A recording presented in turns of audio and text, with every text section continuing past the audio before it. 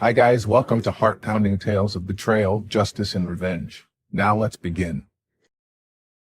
My son thought I didn't notice when he slipped something into my fishing tackle box, acting casual as he walked away. But 30 years as a Denver cop taught me to spot deception. When I opened that box later, what I found made my blood run cold, not just because of what it was, but because I realized my own son was trying to destroy me. He never saw this coming. This story will show you exactly how a father's love turned into a fight for survival. But first, tell us in the comments, what would you do if your own child tried to destroy you? Don't forget to subscribe for the full story. The morning sun filtered through my garage windows in Highlands Ranch as I prepared for my Saturday fishing trip to Cherry Creek Reservoir. At 61, these solitary excursions had become my sanctuary since losing Sarah 3 years ago. I was organizing my gear when Ryan appeared in the doorway. Something about his posture immediately caught my attention. His shoulders were tense, movements too deliberate, like someone trying hard to appear relaxed while fighting internal panic. "Morning, Dad," he said, his voice carrying artificial brightness. "Getting ready for your fishing trip?" I nodded, sorting through my lures. Cherry Creek should be perfect today. Ryan stepped closer, and every instinct I possessed screamed that something was wrong. His eyes kept darting to my tackle box, then away, then back again. As a former Denver police detective, I had spent 3 decades reading body language. "Mind if I take a look at your setup?" he asked, moving toward the box before I could respond. I watched him carefully. His breathing was shallow, sweat beading his forehead despite the cool October morning. When he thought I wasn't looking, he glanced toward the small storage compartment where I kept extra hooks. That's when I saw it. Ryan's right hand moved with practiced precision toward his jacket pocket, withdrawing something small wrapped in black tissue paper. The movement was so quick, so furtive, that if I hadn't been watching with trained eyes, I might have missed it entirely. He placed the object deep in the tackle box's main compartment, nestling it between my spoon lures and lead weights. The whole sequence took less than 10 seconds, but it felt like watching a slow-motion crime unfold in my own garage. My heart pounded, but I forced myself to remain calm, continuing to organize my fishing line, as if nothing had happened. Ryan stepped back, wiping his hands on his jeans in a gesture that seemed more about removing evidence than cleaning them. "Well, I should let you get back to it," he said, already moving toward the door. "Have a great time, Dad. Catch some big ones." I watched him disappear into the house, his footsteps echoing up the stairs. The garage fell silent except for distant traffic and my own heavy breathing. I stared at my tackle box as if it had transformed into something dangerous. Whatever Ryan had hidden inside, he clearly didn't want me to find it immediately. But he also seemed to expect that I would find it eventually. The contradiction made no sense, unless he wanted me to find it when it was too late to do anything about it. The realization hit like a physical blow. My own son had just planted something in my possession, something he expected would cause me serious trouble. I thought about recent months, Ryan's increasing desperation about money, his mood swings, the way he avoided eye contact during conversations, signs I had attributed to unemployment stress and lingering grief from losing Sarah. Signs I had explained away because I loved him. But 30 years of police work had taught me that love could blind you to truth, and the truth was sitting in my tackle box, wrapped in black tissue paper like a gift I never wanted to receive. Something wasn't right about my son's behavior, and I had a sinking feeling that whatever he had hidden in my fishing gear was going to change everything between us forever. Standing in my garage, staring at the tackle box that now felt like a ticking bomb, my mind drifted back to the night before. Maybe I should have seen this coming. The signs had been there during dinner, written across Ryan's face in desperation I had chosen to ignore. Friday evening had started normally. I grilled chicken while Ryan set the table inside. The October air carried the scent of changing leaves, and for a moment, it almost felt like old days when Sarah would emerge from the kitchen, complaining that I was taking too long with the meat. But Sarah wasn't there. The empty chair at our dining table served as a constant reminder of everything we had lost 3 years ago. Ryan had been unusually quiet, pushing food around his plate more than eating. His hands trembled when he reached for his water glass, but I attributed it to job search stress. "Dad, I need to talk to you about something," he finally said, voice barely above a whisper. I recognized that tone immediately. The same voice he had used as a teenager when he needed money for school trips. But Ryan was 27 now, and these conversations had become far too frequent. "What's going on, son?" He took a deep breath, fingers drumming nervously against the table. "I'm in trouble, financial trouble. I need $50,000. The number hit me like a slap. I set down my fork, studying his face in the dim overhead light. His eyes were bloodshot, dark circles making him look older than his years. When had he gotten so thin? 50,000? I repeated, trying to keep my voice level. Ryan, that's more money than I have in savings. What kind of trouble? His jaw clenched, and I saw something flash across his features. Anger, maybe. Or desperation so deep it had transformed into something darker. Does it matter? He snapped. I'm your son. I need help. Of course it matters. I've been helping you for months. Rent money, car payment, groceries. Where is all this money going? Ryan stood abruptly, his chair scraping against the hardwood floor. You don't understand. These people, they're not patient. They're not going to wait for me to figure things out. What people, Ryan? But he was already walking away, heading toward the stairs. Forget it. I'll figure something else out. I called after him, but the only response was his bedroom door slamming shut. I sat alone at the dinner table, surrounded by half-eaten food and growing certainty that my son was involved in something far worse than unemployment. The rest of the evening passed in uncomfortable silence. I cleaned dishes, watched news, went through my normal routine while Ryan remained locked in his room. I could hear him pacing above me, occasionally talking on the phone in hushed, urgent tones. Now, standing in my garage 12 hours later, those hushed phone calls took on sinister new meaning. Ryan hadn't been looking for legitimate help last night. He had been testing me, seeing if I would willingly hand over the money he needed. When I refused, he had moved to Plan B. Whatever was wrapped in that black tissue paper in my tackle box was Ryan's insurance policy. His way of getting what he needed regardless of what it cost me. I thought about Sarah, about what she would say if she could see us now.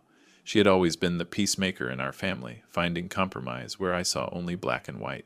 But even Sarah would have struggled with this. My son was planning something that would destroy me, and I was the only one who could stop it. Now, it made sense why he had been so nervous around my fishing gear. The trap was already set. I couldn't put it off any longer. Whatever Ryan had hidden in my tackle box was eating at me like acid, and I needed to know what I was dealing with. My hands shook as I approached the box. 30 years of police training warring with fatherly denial. The metal clasps opened with familiar clicks that had once brought me comfort. This tackle box had been my refuge from the darkness I had seen in my police career. Now it felt contaminated. I lifted the top tray, revealing the main compartment. There, nestled between my favorite silver spoon and lead sinkers, was the black tissue paper Ryan had so carefully placed. My heart hammered as I unwrapped it with trembling fingers. The tissue fell away to reveal a clear plastic baggie containing white powder. Even without testing, I knew exactly what I was looking at. I had seen enough fentanyl in evidence rooms to recognize it instantly. The bag was heavy, maybe 2 ounces. Street value of $15,000, maybe $20,000. More than enough to constitute intent to distribute under federal law. More than enough to destroy what remained of my life. I sank onto my workbench, the baggie feeling like molten lead in my palm. The garage spun around me as the full scope of Ryan's betrayal crashed down like an avalanche. My son was a drug addict. The signs I had missed suddenly blazed in my memory like neon warnings. The weight loss, bloodshot eyes, mood swings I had attributed to grief and unemployment, the trembling hands, desperate need for money, hushed phone calls at all hours. How long had this been going on? How had I, a man who spent 3 decades catching criminals, failed to see that my own son had become one? But worse than the addiction was the betrayal. Ryan hadn't hidden drugs in my tackle box by accident. This was deliberate, calculated. He wanted me to find this fentanyl, but not until it was too late. Not until someone else found it first. The realization hit me like a physical blow. Ryan was planning to frame me. I thought about Sarah, about the promises I had made at her deathbed to take care of our son. He's lost without me, Thomas, she had whispered. Promise me you'll be patient with him. Patient!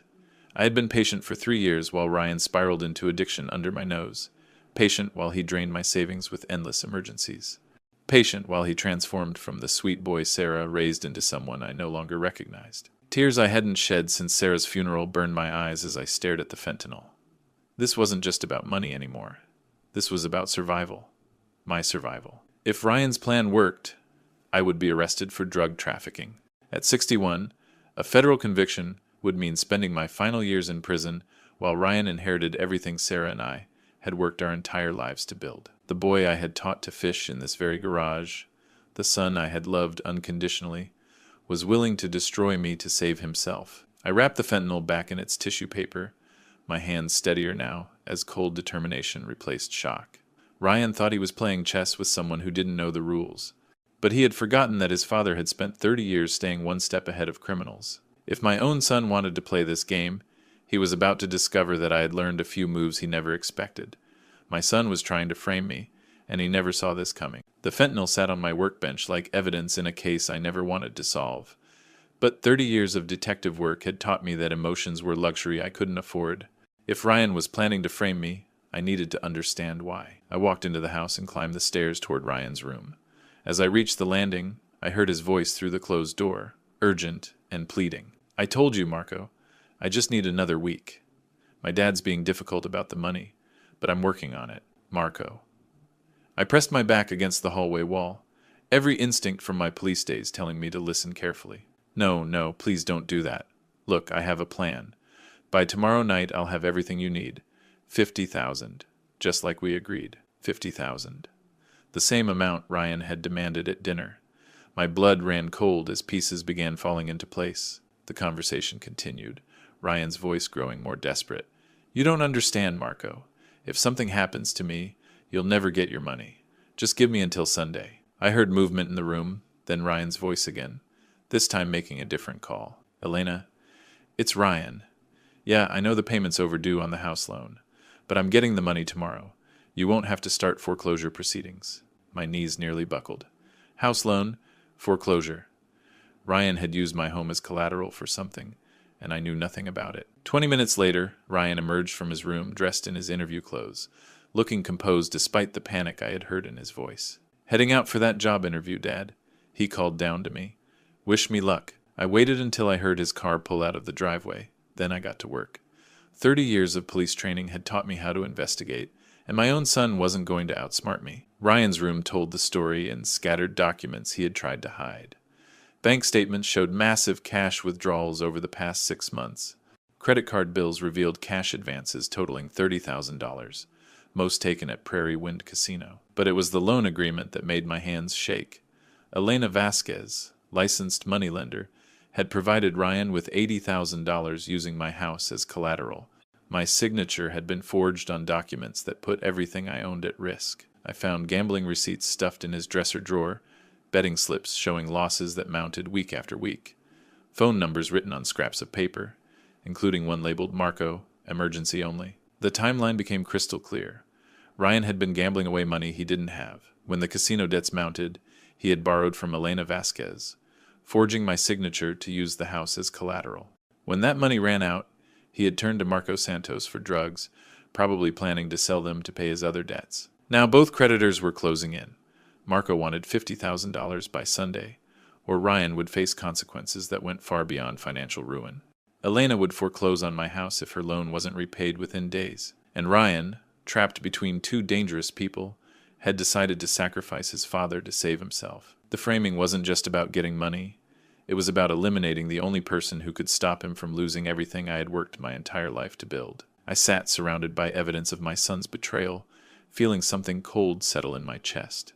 The house I'd worked 30 years for was already gone, signed away by forged documents and desperate lies. Sitting in Ryan's room, surrounded by evidence of his betrayal, I felt the last traces of fatherly sentiment drain away. This wasn't about helping a troubled son anymore. This was about survival. I photographed the loan documents and gambling receipts with my phone before returning them to their hiding places.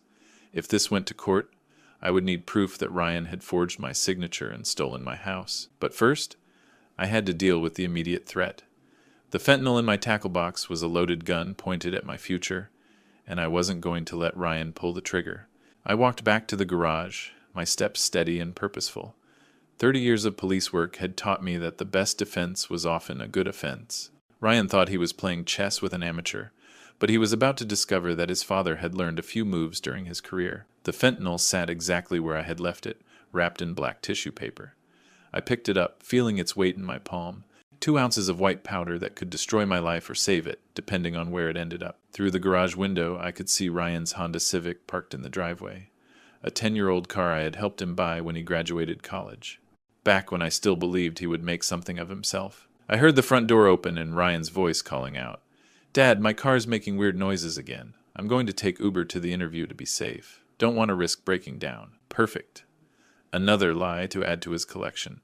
But this one worked in my favor. Good thinking, son, I called back. Better safe than sorry. I waited until I heard the Uber arrive and Ryan's footsteps fade down the front walkway. Then I found his car keys hanging on the hook by the back door, where he always left them. The Honda's trunk opened with a soft click. Inside were jumper cables, a spare tire, an old gym bag he hadn't used in months. I moved the gym bag aside and placed the fentanyl underneath it, nestled against the wheel well where it would be easy to find but not immediately visible. As I closed the trunk, I thought about Sarah and what she would say if she could see me now. She had always believed in second chances, in the power of love to redeem even the worst mistakes. But Sarah had never faced a son willing to destroy his father to save himself. I returned the keys to their hook and walked back to my garage. My tackle box sat open on the workbench, innocent now without its deadly cargo. I cleaned every surface Ryan might have touched, removing any trace of what had been hidden there. The irony wasn't lost on me. For 3 years I had been trying to save a son who was already lost. Now I was trying to save myself from the son I had failed to save. My phone buzzed with a text message from Ryan. Interview went great. Should hear back Monday. Thanks for believing in me, Dad. The casual lie might have hurt me yesterday. Today, it simply confirmed what I already knew. Ryan had crossed a line from which there was no return. I thought about the phone calls I had overheard, the desperation in Ryan's voice as he pleaded with Marco and Elena for more time. He had promised them money by tomorrow night, money he planned to get by destroying me. But plans had a way of backfiring when you underestimated your opponent. I cleaned my tackle box thoroughly, reorganizing my lures and sinkers until everything looked exactly as it should. An old cop preparing for a peaceful fishing trip, nothing more. Ryan would return home expecting to find his trap perfectly set. Instead, he would find that the trap had been reset, and he was no longer the hunter. Now we would see who was really the better strategist. Ryan returned home just after 6, looking more confident than I had seen him in months. He walked through the front door with a spring in his step, as if his problems had suddenly lifted. "How did the interview go?" I asked from my recliner, keeping my voice casual. "Really well, Dad." They seemed impressed. He hung his jacket on a kitchen chair, movements relaxed and natural. I think this could be the break I've been waiting for. I watched him carefully, noting how his eyes avoided the garage direction. He was performing, and it was convincing. If I hadn't known better, I might have believed him. "That's wonderful, son. When will you hear back?" "By Monday." Ryan moved toward the stairs, then paused. "I'm pretty tired. Think I'll rest before dinner." I nodded, returning attention to the television.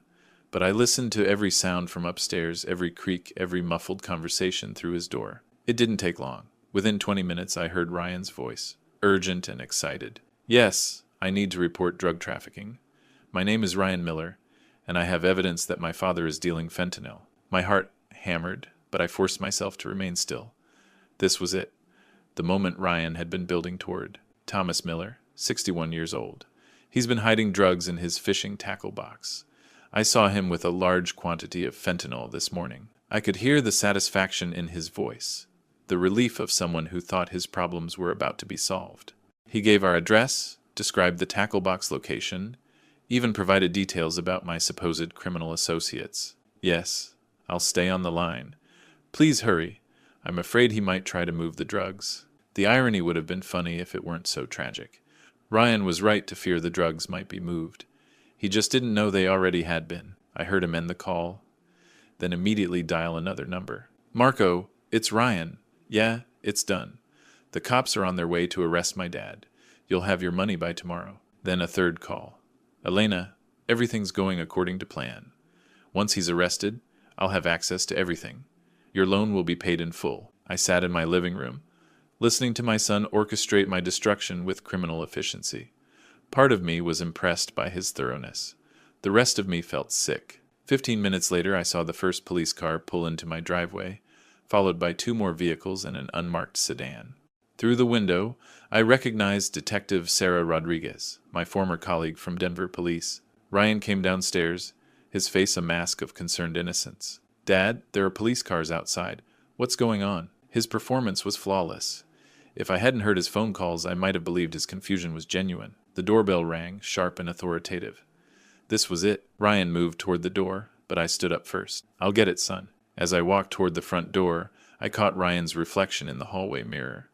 For just a moment, when he thought I wasn't looking, his mask slipped. The expression underneath was cold, calculating, and completely without remorse. The agents were about to arrive, and my son had no idea his perfect plan was about to backfire completely. I opened the front door to find Detective Sarah Rodriguez standing on my porch, flanked by 2 DEA agents in tactical gear. Behind her, more officers secured my property perimeter. "Hello, Thomas," Sarah said, her voice professional but regretful. "We need to talk." "Of course, Sarah. Come in." Ryan stepped forward, his face showing concerned confusion. "Detective Rodriguez, what's this about? Is my father in trouble?" Sarah's eyes moved between us, reading dynamics with 20-year veteran skill. "We received a report about drug trafficking at this address. We have a warrant to search the premises." "Drug trafficking?" Ryan's voice carried perfect shock. "That's impossible. My father would never." "It's all right, son," I said calmly. "Let them do their job." The lead DEA agent, a stern man in his 40s, stepped forward. "Mr. Miller, we have information that you've been storing fentanyl in your fishing tackle box." Ryan's eyes lit up with helpful cooperation. "Oh, that's in the garage. I can show you exactly where it is." I followed the group to my garage, watching Ryan's confident stride. He was so certain of victory, so sure his plan was unfolding perfectly. "There it is," Ryan pointed to my tackle box. "Dad was working with it this morning, acting really nervous." The DEA agent approached with practiced caution, photographing from multiple angles before opening the clasps. Ryan moved closer, anticipation radiating from every gesture. The agent lifted the top tray, revealing my organized collection of lures and sinkers. He methodically searched each compartment, removing items and examining them carefully. Nothing. The agent looked up, confusion creasing his features. "Mr. Miller, we're not finding any controlled substances." Ryan's face went white. "That's impossible. I saw him put something in there this morning." "Check again." "Son," I said quietly, "what exactly did you think you saw?" Ryan's composure began cracking. There was something wrapped in black tissue paper. "I'm sure of it." Sarah Rodriguez studied Ryan with new interest. "You seem very certain about your father's tackle box contents. Why is that?" Ryan's mouth opened and closed like a fish out of water. I was trying to help. I thought I saw something suspicious." The lead agent finished examining the tackle box. "Nothing here. Should we expand the search?" "Wait," Sarah said, detective instincts engaged. "Ryan, you called in this tip, didn't you?" Ryan's face flushed red. "I was just being a concerned citizen. If I was wrong—" "Let's search your vehicle," Sarah interrupted, tone no longer friendly. "My car?" Ryan's voice cracked. "Why would you search my car? I'm the one who reported this." But agents were already moving toward the Honda Civic. Ryan followed, confident stride replaced by nervous shuffling. The trunk opened with a soft click. The lead agent moved aside the gym bag and spare tire, then stopped. His hand emerged, holding a clear plastic baggie filled with white powder, wrapped in familiar black tissue paper. "Ryan Miller," Sarah said, voice cold as steel, "you're under arrest for possession of fentanyl with intent to distribute and filing a false police report." Ryan's face went through shock, panic, then desperate calculation. "This is a setup. My father planted that there. He's trying to frame me." "Really?" Sarah asked. "Then why did you call us to search his tackle box instead of your car?" As handcuffs clicked around Ryan's wrists, he looked at me with pure hatred. "You did this. You moved it." I met his eyes steadily. "Son, I have no idea what you're talking about." The look of shock on my son's face said it all. He had never expected his father to be the better strategist. 3 weeks later, I sat in Denver County Courthouse watching my son face the consequences of his choices. Ryan appeared smaller in his orange jumpsuit, the confidence that had defined him completely stripped away. The federal prosecutor laid out the case with clinical precision. 2 ounces of fentanyl, street value $20,000, intent to distribute, filing a false police report, attempting to frame a family member. "Your Honor," the prosecutor continued, "Mr. Ryan Miller not only possessed illegal narcotics but orchestrated an elaborate scheme to destroy his own father's life." Ryan's court-appointed attorney cited addiction, desperation, and family trauma from losing his mother. But the evidence was overwhelming, and Ryan's recorded phone calls to Marco and Elena had sealed his fate. When Judge Harrison asked if Ryan had anything to say, my son stood slowly. "I want to apologize to my father," he said, voice barely audible. "I was desperate, and I made terrible choices. I never meant for things to go this far. I sat in the gallery, feeling nothing but emptiness. The apology felt hollow, performed for the judge rather than spoken from the heart. Ryan Miller, Judge Harrison said, "You are sentenced to 5 years in federal prison for drug trafficking and conspiracy." The gavel's sound echoed through the courtroom like a door slamming shut on 30 years of fatherhood. But Ryan's arrest had solved only part of my problems. Elena Vasquez still held forged documents claiming ownership of my house. Marco Santos had disappeared after Ryan's arrest, avoiding police attention. I spent weeks working with my attorney to prove the loan documents were fraudulent. The forged signature was obvious once experts examined it, and Ryan's confession helped establish the deception timeline. The good news, my lawyer explained, is that fraudulent documents are void. Your house was never legally at risk. Elena Vasquez has fled the state to avoid prosecution. Detective Rodriguez kept me informed about the ongoing investigation. We're working with federal marshals to track down both Elena and Marco. Ryan's cooperation might reduce his sentence, but he's looking at serving at least 3 years. 3 years minimum. My son would be 30 when released. I would be 64 if I lived that long. The house felt different now, emptier in ways that had nothing to do with Ryan's physical absence. I walked through rooms where we had shared meals, watched television, argued about responsibility. The memories felt contaminated by knowledge of his betrayal. 2 months after Ryan's sentencing, I made a decision that would have been unthinkable before. I put the house on the market. "Are you sure, Thomas?" Sarah Rodriguez asked. "This is your home, Sarah's home." "Sarah's gone," I replied. "And the son I raised doesn't exist anymore. It's time to start over." The realtor said I could expect a quick sale in Denver's hot market. I began sorting through 30 years of accumulated memories, deciding what deserved a place in my new life and what belonged to the past. Some chapters ended with celebration. Others ended with relief. This one ended with acceptance that family could betray the deepest trust. But survival meant choosing your own well-being over obligation to those who would destroy you. 6 months later, I stood on the balcony of my new apartment in Boulder, Colorado, watching the sunrise paint the Rocky Mountains in gold and crimson. The view was spectacular. Nothing like the suburban streets of Highlands Ranch, where I had spent 30 years building a life that ultimately belonged to someone else. The house sold within 2 weeks. After paying off the mortgage and legal fees, I had enough to buy this small place outright and start fresh. No debt, no obligations, no family members who might betray me for their own gain. I kept only what mattered: Sarah's photographs, my fishing gear, and the hard-earned wisdom that love without boundaries becomes enablement, and enablement destroys both giver and receiver. Ryan had written me twice from federal prison. Both letters remained unopened on my kitchen counter. Some bridges, once burned, were better left as ash. Detective Rodriguez visited last month with updates. Marco Santos had been arrested in Phoenix, facing charges that would keep him imprisoned longer than Ryan. Elena Vasquez remained a fugitive, but her loan sharking operation was dismantled. "Do you ever regret how it ended?" Sarah asked as we shared coffee in my new living room. "I regret that it had to end that way," I replied. "But I don't regret protecting myself from someone who would have destroyed me without hesitation." The truth was simpler than regret or forgiveness. I had raised a son who became a stranger, loved someone who saw that love as weakness to exploit. When faced with the choice between his survival and mine, Ryan chose his own.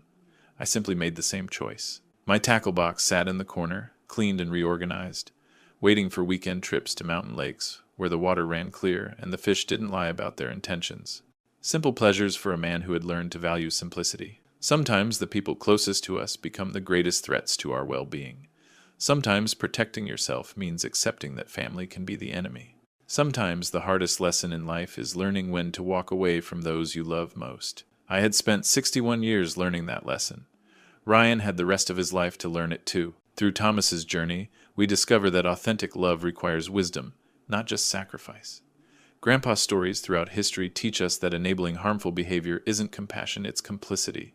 God designed families to nurture growth, not to shelter destruction. When betrayal stories unfold within our own homes, we face the hardest test of faith, choosing God's call to wisdom over our emotional attachments. Betrayal stories like Thomas and Ryan's reveal how addiction and desperation can transform loved ones into strangers. Yet God never abandons us in these dark valleys. He provides discernment to recognize when love has become manipulation, when family loyalty has become self-destruction. Thomas's police training wasn't just career preparation, it was God's way of equipping him for this ultimate test. Grandpa's stories often speak of tough love, of drawing lines that seem harsh but preserve what matters most. God's love for us includes teaching us to value the life he gave us enough to protect it, even from family. When Ryan chose fentanyl over character, when he chose deception over honesty, God had already placed within Thomas the strength to respond with justice rather than enablement. The most profound Grandpa stories remind us that God calls us to be good stewards of our own souls. Sometimes his greatest mercy is giving us permission to walk away from those who would drag us into their darkness. If this story touched your heart, please share your thoughts in the comments below. Have you ever faced betrayal from someone you trusted completely? How did you find the strength to protect yourself? Don't forget to subscribe to our channel for more stories about resilience, family, and the courage to start over. Remember, sometimes the greatest act of love is refusing to be destroyed by those who would sacrifice you for their own salvation.